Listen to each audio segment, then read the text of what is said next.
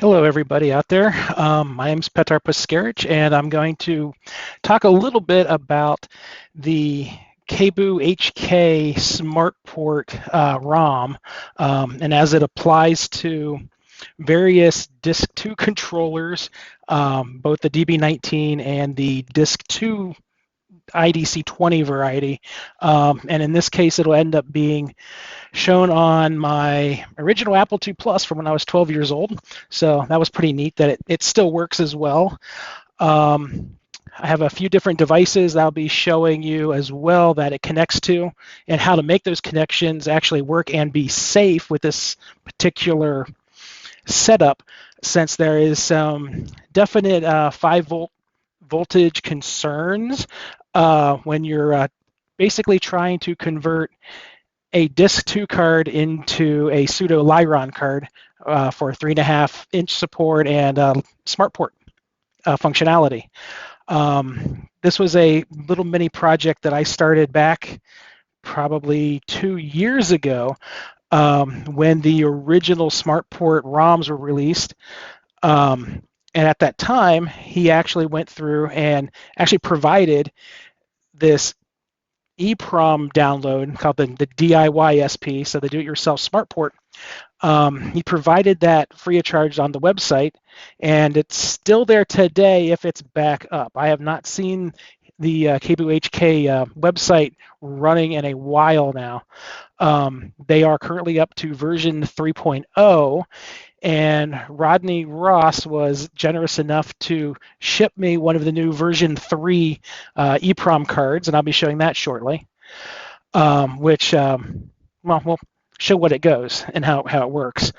And that card can go pretty much in any slot, and then when you PR boot it, it'll redirect everything over to slot 6 for whatever version of the card you have in, and then SmartPort will just auto magically work.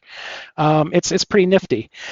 But recently, there was another Facebook member who got in touch with me and basically said, "Hey, try this out. I remodified the ROM. In this case, it was I believe it was the version 1.0 code, which only works in slot 5, which is fine for most cases.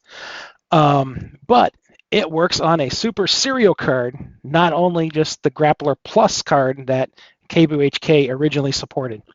So that should be kind of neat to show here. And with that, I will transition over to some different cameras here and kind of take you through the different pieces.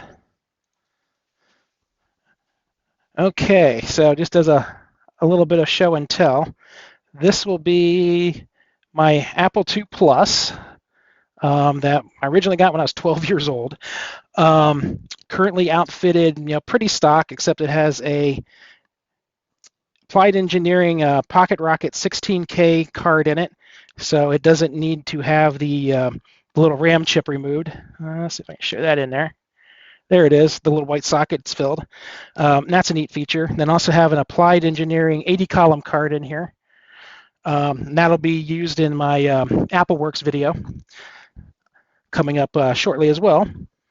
And currently, as it sits in slot 5, I currently have a super serial card sitting in here, and it has, if I can get in there, the SSC SP code.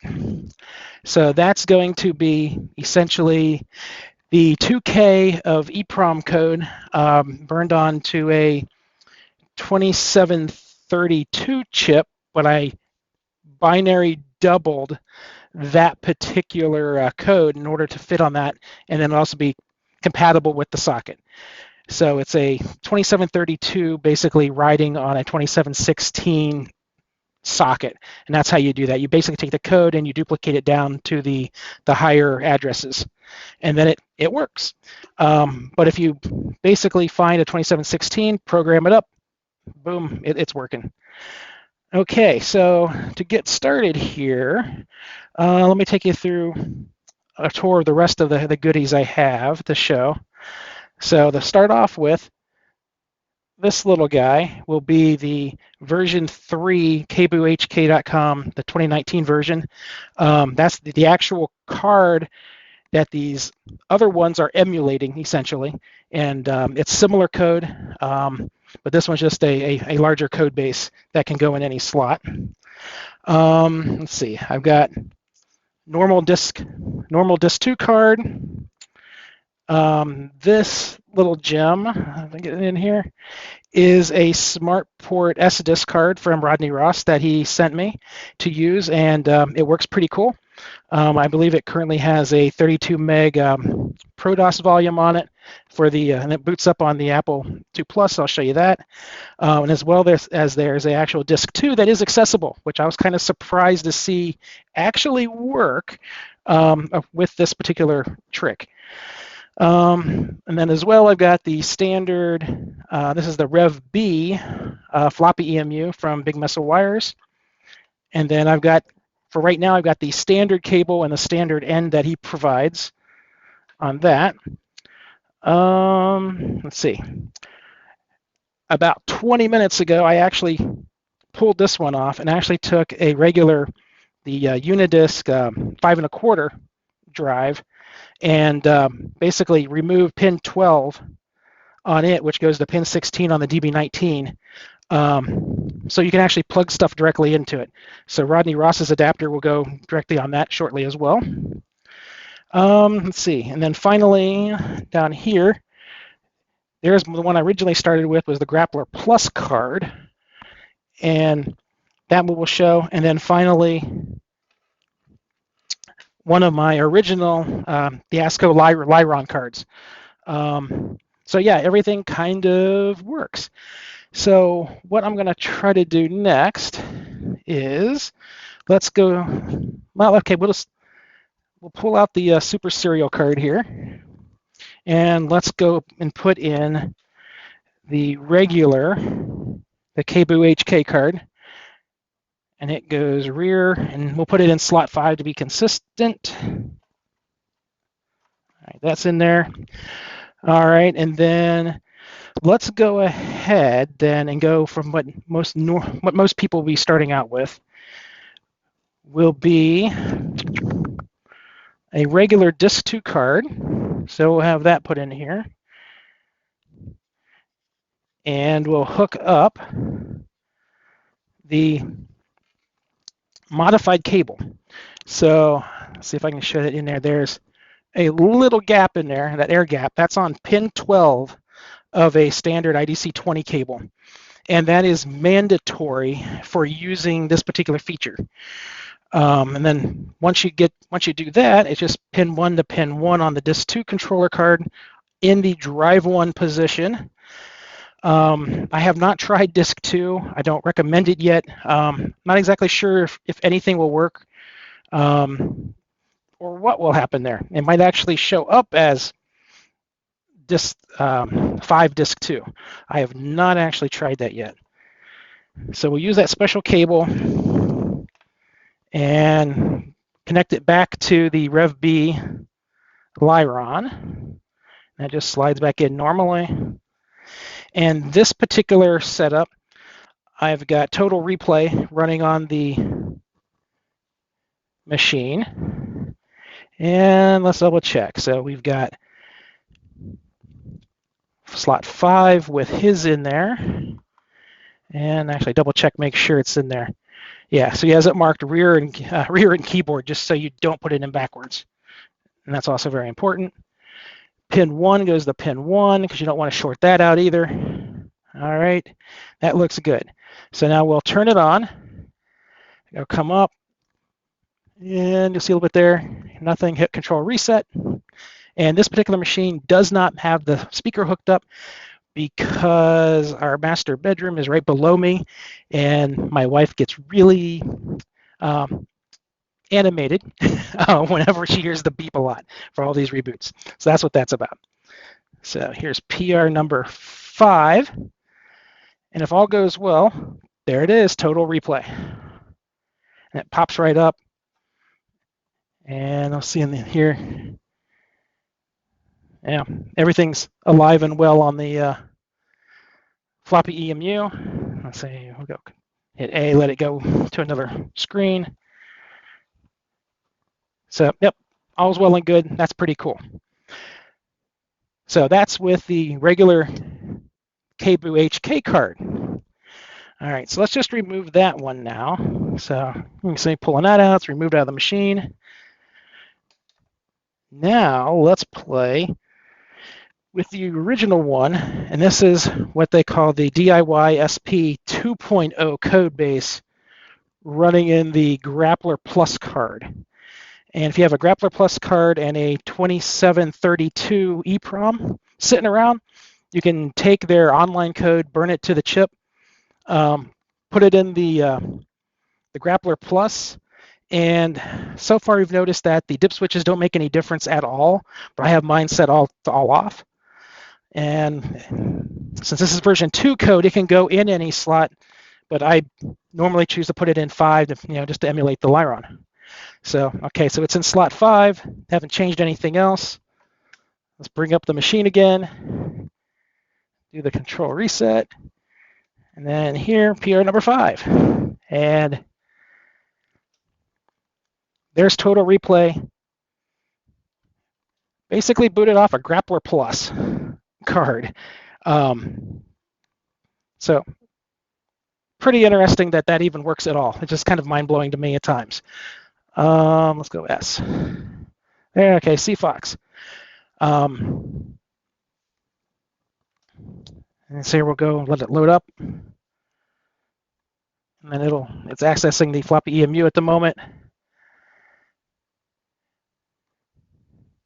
Let's see if CFox actually loads all the way. I don't know if I tried that on the 2 Plus yet.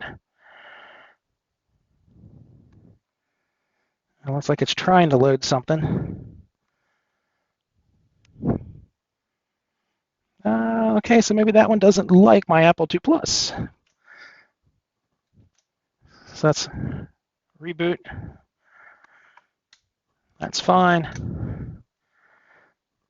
And sometimes I've noticed that with some of the games, they don't like loading off of the SmartPort that much like this, but they do work perfectly on the Liron. So that could be some of the reason why there's some moderate differences between the releases that they have.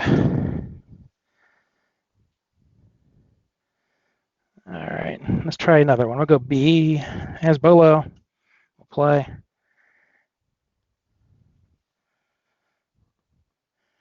Oh, okay, well, that one doesn't like that either. But that's the way usually demos go, but it is booting up, and it's pretty cool that way. All right, so let's take that back out. So that's the Grappler Plus card we went through. Now let's go through the Super Serial card again. So that was one I had there before. And again, there's the SSP ROM with the white sticker at the bottom. That's just this, took out the normal EEPROM, the actual PROM that was there, removed it, and then burned a 2732 with the version 1 code. And put that in slot 5. And we will bring that up now. Control reset. Here, number 5. And again, it just works. Things come up. Things generally load pretty well. This particular Apple II Plus does have some memory issues. I have a feeling I'm going to have to address sooner than later, which could be a lot of what's going on. But yeah, for the most part, Total Replay works generally well. Let's go here. We'll try D. What's it? No D. How about R? Yeah, okay, there's a different one. So that's kind of booting off both the cards. Yeah, pretty cool. And it works. Now, one of the things I mentioned earlier were that this evening was that I found a way to safely, instead of using the Disk 2 card, if you have an extra UniDisk 5 1/4 controller laying around, So that's the standard with the DB19 on the end. The trick there is you need to basically, well, if it's the colored cable on it, it's the red wire, which is actually in position 12, counting from the top down. And it's position 12 and goes to pin 16 of the DB19. And again, that's imperative that you cut that wire, or else you will burn up whatever drive you connect to these things. And then again, and since this is now modified, it will not work with the 5¼ inch floppies anymore. So that's just one thing to consider with this. It's kind of a hack, but it works, and it works pretty cool actually. All right, so now we have the UniDisk controller in there. So now I'm going to put Rodney Ross's little guy back in, and let's see what happens there. And I'm going to hang that off the back, and it usually comes up just fine. And I'll show you that. So there, do the control reset again. And on his adapter, if I can show that in there, there should be a little green ready light there whenever things are fully up and running. And we'll say PR number 5. And if we're lucky, it'll boot ProDOS. And there it is.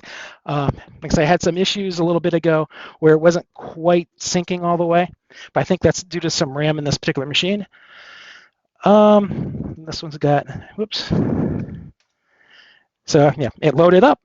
And let's go down here to utilities. We'll do copy to plus. And we'll skip that.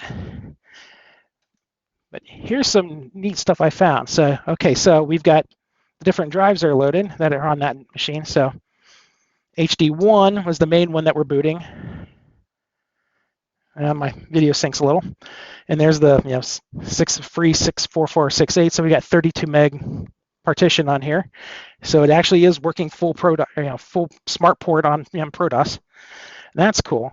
But what happens now, and this was surprising, that off this card, it does have slot 5 drive 2 enabled. And this one apparently has Apple IIgs folders on it for booting. So that was kind of neat that even works. Let's try, I can try this live too. I have not tried slot 2 drive 1 or drive 2 yet. Oh, okay, so it is fully mapping all of the ProDOS partitions. And that is pretty cool. So if you do have a floppy EMU or one of these SD cards or any of the basically any of the disk emulators that support the large ProDOS block file systems, you can use them with this method, and it works great. Trying to think anything else that I did. Oh, okay. One of the last things I'm going to show you is another cable that I made, and this one is a DB19 male, and it also has the IDC20 with the pin 12 air gap on it. And what this cable will do, and this cable originally was meant to connect to retrofit a disk 2 onto one of these UniDisk 5¼ mechanisms. But what it originally allowed me to do was actually connect then the floppy EMU to the UniDisk controller. So it's kind of like using it in reverse of what it was meant to be. And again, the whole idea is from the UniDisk controller or the Disk 2 controller, you basically have to, you have to basically make sure that you are isolating that pin 12 that goes out from the Disk 2 controller, or depending on where your adapter is, it's going to be pin 16 on the external sides of your DB19 connectors. So pin 12, pin 16. And that's essentially what I have done today with these. I will be posting some links in the Discord channel for the HBU-HK, the do-it-yourself SP1 code and your do-it-yourself SP2 code. SP3, to my knowledge, has not been released yet. And then as well as that, I will try to put any other documentation I have found, especially some of the stuff from Big Mess of Wires, on the different signaling methods that are being used, so you don't blow up your very rare UniDisk 3.5 drives. But yeah, as long as you isolate and only use the drive that it's meant to. So don't do a PR number 6 with this attached to it. Probably not a good thing, because it's going to try to do the signaling as a disk 2 and not an actual SmartPort device. Yeah. So with that, I hope you enjoyed the session, and yeah, definitely leave me some comments in the Discord channel, and if you have questions, comments, whatever, I will make every attempt to give a good answer and I get back to you. And then you can usually find me as Petar Pascarich on Facebook. That's my primary hangout on the different retro channels and different Facebook groups. So great, thank you, and enjoy the rest of the conference.